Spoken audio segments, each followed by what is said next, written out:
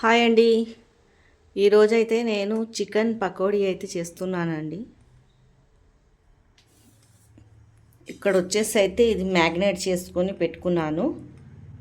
దీంట్లో కార్న్ఫ్లేవరు, మైదాపిండి, ఉప్పు, కారం, పసుపు, అల్లం ఎల్లిగడ్డ, మనది జీలకర్ర పొడి, కొంచెము ధనియాల పొడి, పెరుగు, నిమ్మకాయ అన్నీ వేసి కలిపానండి.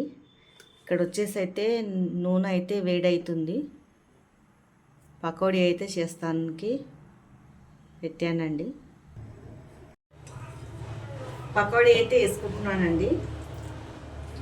ఇది బాగా ఊర పెట్టాలా, 1-2 గంటలు నాననిస్తే కానీ ఈ చికెన్ పకోడీ అనేది రుచి అయితే తెలుస్తుందండి.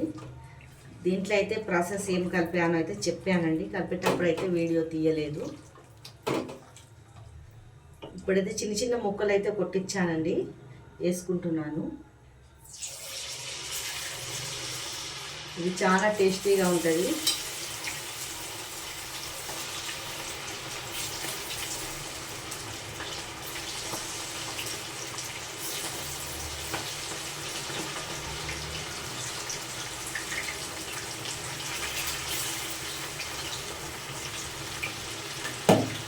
ఇది నిమ్మకాయ ఉల్లిగడ్డ పెట్టుకొని తింటే చాలా బాగుంటుందండి.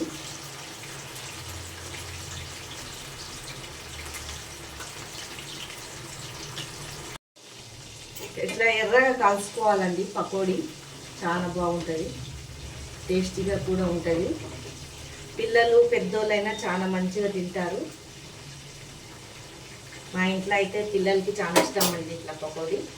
ఉల్లిగడ్డలు మన నిమ్మకాయ పెట్టుకొని అయితే పిల్లలు అయితే చాలా మంచిగా తింటారు. బయట నుంచి తెచ్చుకుంటే బాగుండదండి, ఆ నూనె అంతా నల్లగా అయిపోయి ఉంటుంది.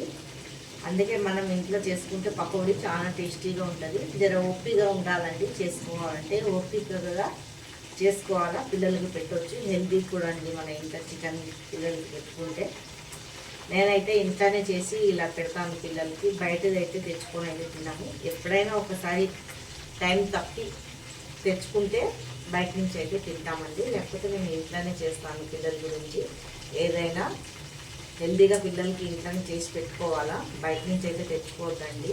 బయట నుంచి తెచ్చుకొని తింటే ఏదో ఒకటి రోగాలు వస్తాయి. బయట ఫుడ్ అయితే అస్సలకి మనం తినొద్దు, మంచిగా ఉంటుందండి మన హెల్త్కి కూడా. ఇలా ఎర్రగా కాల్చుకోవాలా, చాలా బాగుంటుందండి.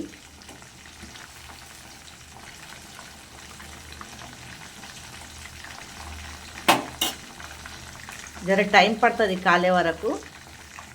కాల్చుకొని టిష్యూ పేపర్లు వేసుకుంటే నూనె ఉండదు ఏమన్నా పీడ్చుకుంటుందండి.